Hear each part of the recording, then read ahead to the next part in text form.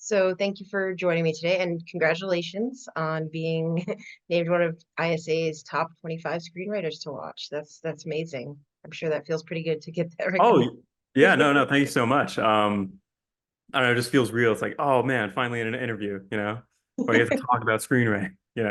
Right? Well, I mean, the dream is to do it and then also talk about it, right? Yeah. So tell us a little bit about your background and what your projects and Mhm. such. Yeah. So I'm a Korean American screenwriter, Adam Karlson, from Arlington, Texas, which is just like this suburb part of Dallas. So like the Cowboys and essentially the sports teams. We just have that stuff, which is cool. Terrible for traffic, but yeah. So I went to film school in Baylor University, which is in Waco, Texas. That's also where I realized that I hate directing, but I really like screenwriting. Okay. Turns out I just wanted the credit that all the directors get. But then as soon as I was in it, I was like, I don't like 15 billion people asking me a question like every 2 seconds. But if I have a deadline, that part's, a Yeah, lot you more can chill. isolate yourself as a screenwriter. You can't as a director. Oh my God, yeah, yeah. So no. I realized it was just genuinely so much fun to write the stories without having to worry about ISO, aperture. I have a master's in film. I totally forgot what those were, you know. So, but yeah, no, I'm a very big fan on story. So your initial dream was to be a writer and director. Was there a Yeah. moment or something in life that you saw that made you realize like that aha moment, like this is what I need to be doing? Yeah. So recently I saw the movie The Fablemans, which is about, Steven Spielberg's story about like how he grew to fall in love with film. And Mhm. my story is so much more lame, but uh, I literally watched a YouTube video called "Some of the Greatest Movies Ever" compilation part one. Part Um, one. yeah, no, the part two is just as good, but like again, this is very formative years. I was like 12 or 13. Um, and up until then, the movies that I mainly watched was like Power Rangers and like, just watching Naruto a lot. But it was just like this big old compilation of like some of the greatest American movies of all time. So like Saving Private Ryan, you got Godfather, you got a shocking amount of foreign films too. You got Casablanca in Mhm. there. And the video subsequently spoiled almost all of those movies for me because they were literally just showing the best part of the movie. Like because they had the drama, the action, the heartbreak, tragedy, the big speeches for most movies that we all know and love. But it was set to shoot, what was his name? John Murphy's score, Adagio in D minor, which is the soundtrack for Sunshine, which Yes. is fantastic soundtrack. Um, I've hit multiple PRs in the gym to that soundtrack. Is how much I love it. But yeah, I just saw it all work out. Set to that music, anything can be cool. But I also just realized, wow, I want to be in the next video of this guy's. Yeah. I want to be up among these guys. And yeah, so just like as simple as like a little YouTube video. And I was like, man, movies are actually really cool. They are indeed. And Mhm. there wasn't a spoiler alert or anything in the beginning of that video. Like, by the way, we're going to show you all the I best parts think of it I think it was a spoiler alert, but I was like, I'm not gonna watch movies anyways. I'm not even that big into movies. And then by the end, I was like, movies are the greatest thing known to man. Right, just from that one video. I love it. Yeah. We'll have to share the link and give them cred. Mhm. Oh yeah. Um, for writers out there that are unsure if they love movies. Yeah, so John Murphy, Danny Boyle collaborations Mhm. are great. I love 28 Days Later. Personally, Oh, let's go. Yeah. I listen to a lot of music, movie scores when I write. Mhm. Do you have any specific kind of things that you do when you to get into the process when you start writing? I know that I used to do this for like grad school, but like I liked having like a little treat every single time. It's like, yeah, no, I can't write without my little treat. So it's usually just like a bag of Doritos, and then after that, I'm like, you know what? I gotta up it up. This is, I gotta get fancier. So they're like those Ferrero Rocher, the three little, Nice. yeah. So I did that, and then I was like, I'm eating a lot of these every day. So then I was just like, okay, you know what? I think I've graduated to the point where I can just like write freely. But yeah, just I guess most of my writing is actually done in like Google Docs rather than like any screenplay, Final Draft or Fade In or anything like that. Just because like every writer, my biggest fear is just the blank page. Yeah, So I hate seeing that. it's intimidating. Oh my God, yeah, no, it's just the worst. Like, where do I even start? But as soon as I just like map everything out, just a little beat sheet, I just do like bullet points for like every act, and then in those bullet points like are those are all the beats, and then I write even more bullet points on what the beats are, and then I do what the scenes are, and then by the end it's essentially just like copying and pasting into Final Draft, and I'm like, ah, yes, writing. It's so easy. But yeah, the toughest part is always like finding a really good premise, and a premise that can kind of sell and be marketable as well, just because to anyone, new to screenwriting, write literally anything. But there does come a point where, sometimes it really does help to look at, your demographics, look at what the market is buying, just so you have an easier time, like actually shopping it around. Yeah, no, that's Uh, that's great advice. mhm. Yeah. So how important, I mean, obviously very important an outline for you. You don't just kind of ever, have you ever done that, like where you've just started typing and just kind of see where it goes, or do you always make sure that you have like that very organized? I actually, oh yeah, so I used to do that a lot, and it was so much fun, and it was so good. And then Act Two happens, and then I'm like, I hate this. This is the worst thing ever. This is the dumbest idea ever. Um, yeah, but So it you have to, starts off good, and then yeah. So like, I'll let the characters decide where the story goes. yes. That's not my style. I'm glad it worked for Tarantino and a lot of other people, but not me. I like Right. rules and rubrics and like prompts, you know. Yeah, these characters are not going to take you rule the characters, not the other way around. Oh yeah, yeah. Yeah, I love that. And I love the idea of the treat too. I mean, obviously that can probably get kind of ridiculous if you're doing it every day. It's a lot of Yeah. Ferrero Rochers. I feel like I'm seeing a truck full just arriving at your house. Oh Um, yeah, no, no. It got to the point where I was like, I'm kind of sick of these. Get a glass of water. yeah, right. My treat is water, Yeah. something I need to survive. No, I love that. And so what kind, you wrote I saw television, right? Yeah. Big So into do you feel like your love lives more in television or film? And what have you written more of? And just tell us a little bit about how many projects you've worked on. I know that was like, yeah. I'm Mhm. sorry. Oh no, no, no, you're totally good. So yeah, I wish that there was also a greatest TV shows of all time compilation that I saw as a kid. Wink, But wink to anyone out there making videos, we do it and use the John Murphy soundtrack. Um, but yeah, I got into this habit of like ranking film higher than TV. But then we had the golden age of TV come along, and I was like, I actually really like writing TV more. I mean, A, because it's easier to write a pilot because it can be a little bit more open-ended. But more importantly, I just like spending that amount of time with a character Yeah, and with a story. And, movies are about like events, and then TV is about like worlds, is what my yeah. teacher Brian Elliott from Baylor always told me. And he's so right. And turns out I just like worlds more than I like events. So like, I love Community. That was always a massive inspiration. And then just most shonen anime that have been running for like, I don't know, 25 years at this point for One Piece. Um, so yeah, One Piece, Naruto. I love the hype. I love the really intricate magic systems because if you write fantasy and magic, you are doing yourself like a disservice if you don't look up the magic systems in, shonen anime because that's like so much of what it's about. But yeah, then you just like grow up with these characters, and I really like that. So It does allow a lot more opportunity for growth and for world building. And mhm. I mean, that's a long time to have a show.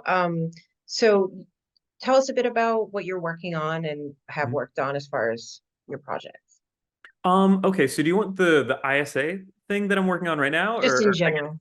okay, yeah. So, my pride and joy is always going to be Choke, which is, it's a story about mixed martial arts, and it's also a story about comedy. So, to give more advice, it started out as like homework, in college, and I didn't know what to write about.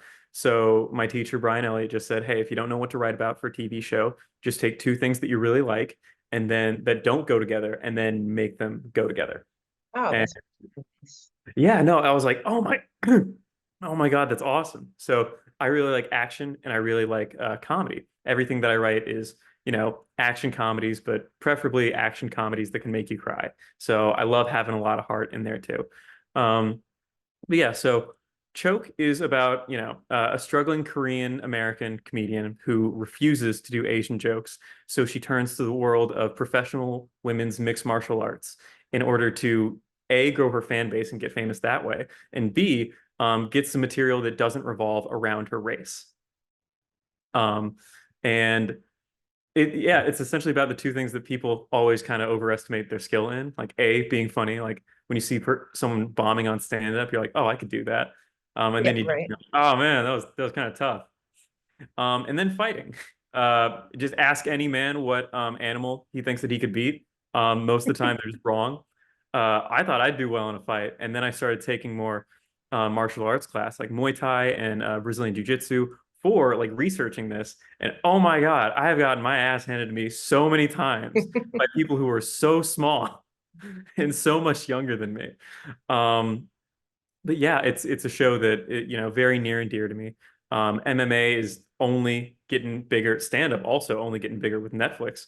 Conor McGregor is going to be in the next Roadhouse, so can't wait for till Right. that. Coming Um, out like in a week or something at the South by, or week two, 2 weeks, whatever. Yeah. oh yeah, I actually they had a scene where Jake Gyllenhaal was fighting in the UFC. They filmed it during a UFC event, and I was Oh, watching that UFC event. I was like, oh man, that guy looks a lot like Jake Gyllenhaal. turns Oh out, man, yeah. that's Jake Gyllenhaal. That'd Um, be fun if you had been there. yeah, but no, Choke is my pride and joy. Just because not only is it about the two things that I really love, it also deals with a topic that I've been writing about forever, which is the burden of representation.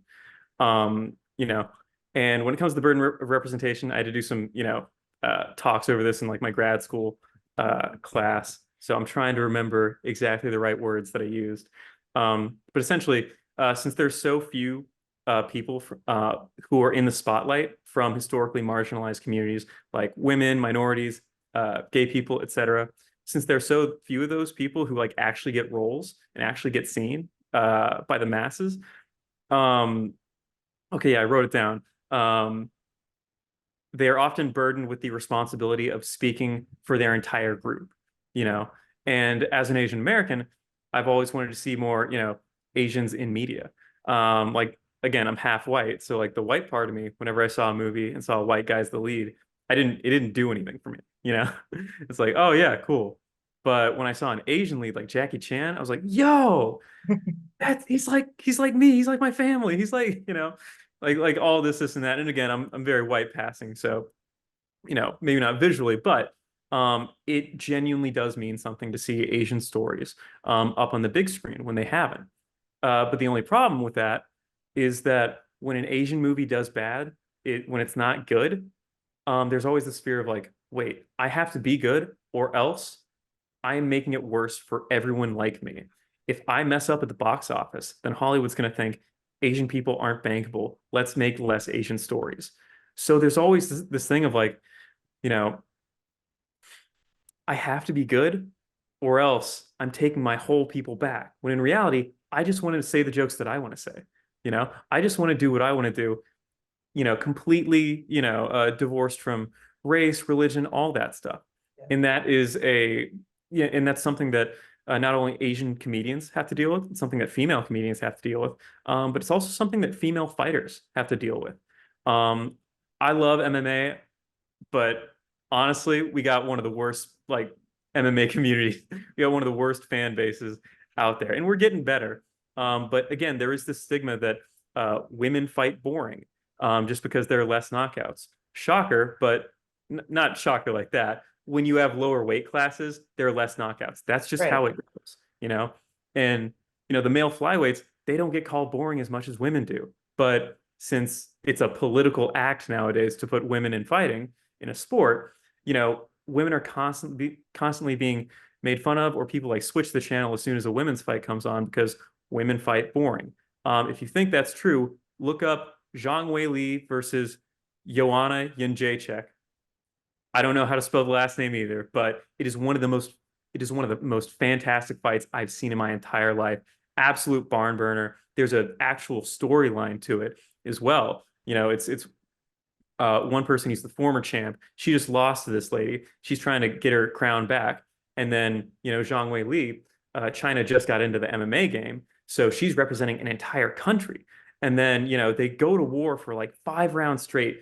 Both of them end up looking like absolute orcs by the time it's over. Just bruised, bloody. It's fantastic.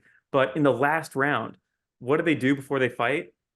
They hug for like 3 seconds. The crowd is on their feet, male dominated crowd, and they're just like, this rules. In my opinion, it's one of the greatest fights of all time. It's my favorite fight. Um, but also, the whole stigma that like women have to fight entertaining, as to not make all the other women look unentertaining. These are the two things that Kimmy deals with. She needs to represent Asian comedians. She also needs to show the world that like women can fight fun and dumb, even though when you fight fun and dumb, it's a lot riskier and you could get knocked out a lot easier, which pushes back the entirety of your MMA journey. So it's this big, like, there's so much dealing with representation. So I wanted to see like what all that pressure puts on someone, what it drives them to do, like the dangers of being a people pleaser, trying to please everyone when you know for a fact that's not possible. No, and You know? it's not good things aren't going to come out of it. No, that's Oh yeah. Mhm. also the fighting, entertaining, and dumb. This is interesting. I'm gonna watch that fight. I hope other people do too. The fact that you Oh might yeah, I can just send you the drop link. that. Trust me, fireworks. Like you don't even have to know anything about fighting. You're just like, what? This is crazy. Yeah. Uh, Please do. I'll even include it in the the article. let's go. So what is the project that you're working on for the ISA? Oh yeah, for the ISA, that is the project. Oh, okay, Um, that is the okay, good. mhm. That's exciting. That's amazing. So you've given a lot of great advice just as we go, and I was going to ask about that, but I would ask, what do you think is the most important thing that's helped you in your career as far as, whether that be like your network, people, having someone read it, resources like the ISA, things like that. What has been the most important? I think just taking notes from as many people that you can and Mhm. taking notes from as many talented people as you can. I have completely leveled up as a screenwriter through the ISA, through the mentorship of Sean McLaughlin and Reggie Singh. They have just taken a really good idea and then they like it's been like by factors of five. It's improved and they got me to like really understand um like more of my what I was actually writing because so much of it I was just writing on instinct and like okay I have these themes that I want to do but what they did is they're like hey why do you want to write about that what happened in your childhood to make you want to write about that and I'm like oh my God. So honestly if you want to get better when it comes to writing um pay a 7-year old like $5 to just ask why after you explain every single thing about your screenplay and then as you are explaining that and also these guys are much smarter than a 7-year old. They're fantastic. But they did ask the question why a lot. And they asked it so many times that I was having to like scramble for answers. And during that like scramble for answers where I didn't really know what I was going to say, I just said something. And then I was like, whoa, that's what I was feeling the whole time. I articulated like, wait, that happened to me. So I'm writing about this now. Whoa, that makes so much more sense, you know? Right. So Yep. like it's yeah, again, it's very therapeutic in a way. And when it comes to a screenplay, you should feel embarrassed about how much of yourself you put on the page. Um, because that just shows like how much it means to you. And like, the more specific, the more universal is a common phrase that I've heard when it comes to screenwriting. So yeah, don't be afraid to get specific. Don't be afraid to get embarrassing. This is art. Art is already embarrassing, you know? Right. Yeah, don't be afraid of that stuff and just like, yeah, put your heart on the page. Because I was afraid to do that for a long time, and all my other stuff before Choke was a lot worse because of it. Yeah, well, that's terrific advice. Really, really terrific advice. Well, thank you again for taking the time to speak with me, and congratulations on making the ISA South 25. I'm really Mhm. excited to read more and see more with Choke. It sounds really Yeah. interesting. Yeah. And Mhm. I just make sure you send me the video and have a wonderful rest of your day. Will do. Thank you so much. Yeah, it's been so much fun. I gotta catch a flight though. But yeah, bye.